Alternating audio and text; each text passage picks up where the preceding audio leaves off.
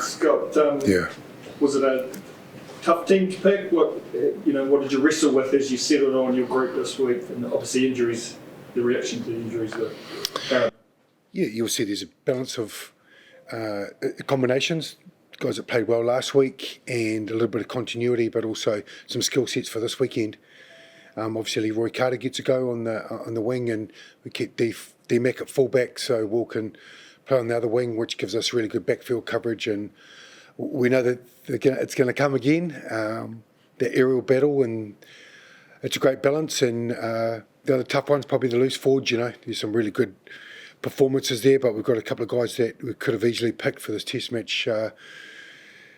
For a double header. So Tell us about Leroy. What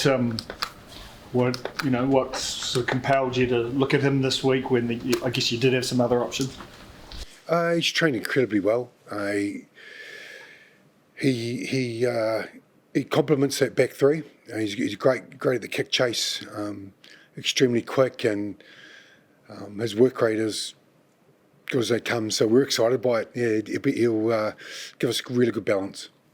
Does he bring anything different to the wings that we have around him?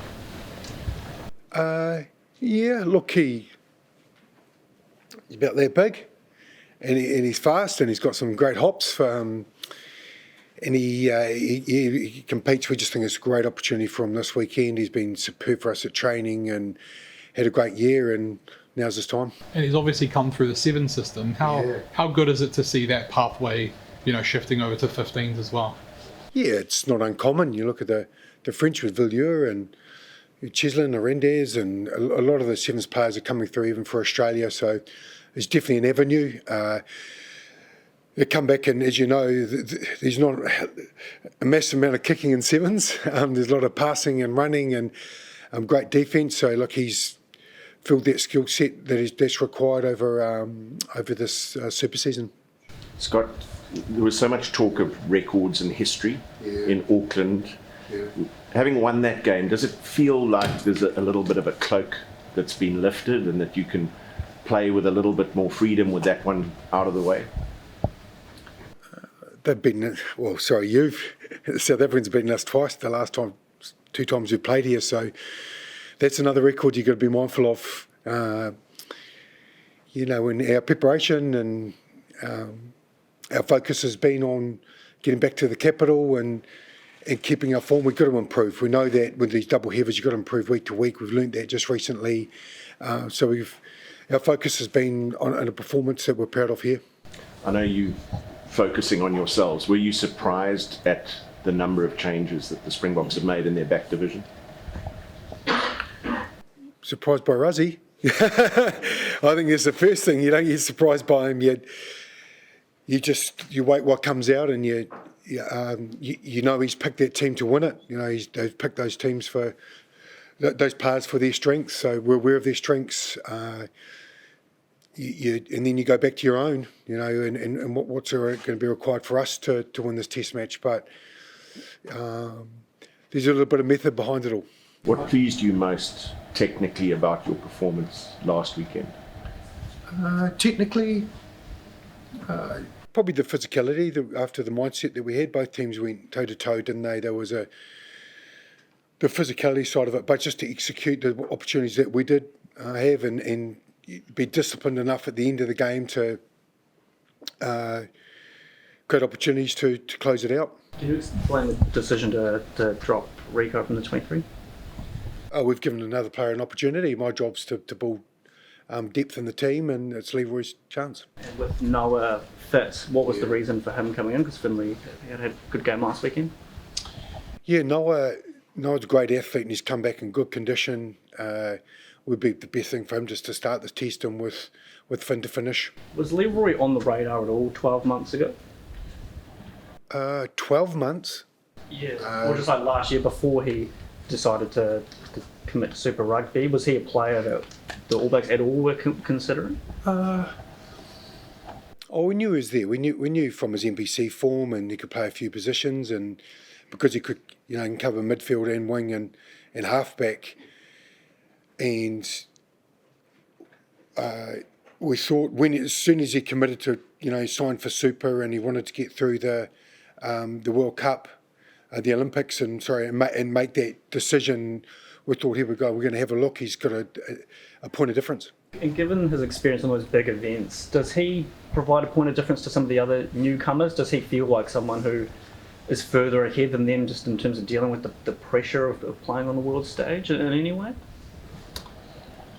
Can you answer that question again? Sorry, that was yeah.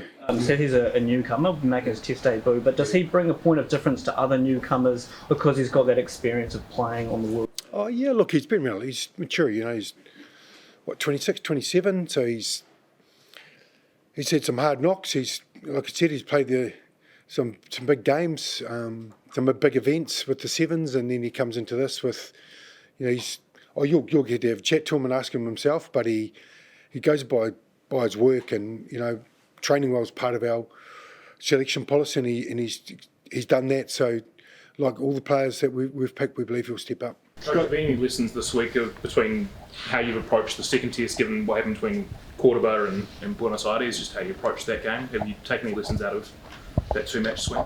Yeah, definitely. It's pretty unique, playing teams two back-to-back. It doesn't really happen that often, especially at Test rugby, And yeah, look, we're pretty clear on remembering what we learnt and the conversations between coaches, leaders, and all management. What's required to not just back performance up, but to be actually better. I know on Saturday night you said Jason Ronald have some drills for the scrums. How have the few days of training transpired around the scrum area? Oh, there's a technical element, and there's also a little bit of a mindset element that we've looked into. And then obviously you look at to the ref as well, the interpretation of it. So we've done our homework on it and had a good week pushing. So you've talked a wee bit about the inevitability of South Africa peppering you with high balls again. Yeah. Changes they've made, though, you'd have to be thinking that they've got a lot more variety and potential if they want to use that. Yeah, the skill set's changed. Obviously, Kelly going probably a bit more balance to the game, which they can keep the ball in hand and trust the speed and their ethics that they've picked. So, you prepare for both. And look, forecast looks pretty good, but we'll just check it day to day here in Wellington. How close did you consider Caleb and Lester around, I guess, two guys that haven't played a lot of football recently? How close are they to being on the cusp of selection? Caleb's just come back into the environment for a long time out. Look, he's had a couple of great games and did everything he needs to.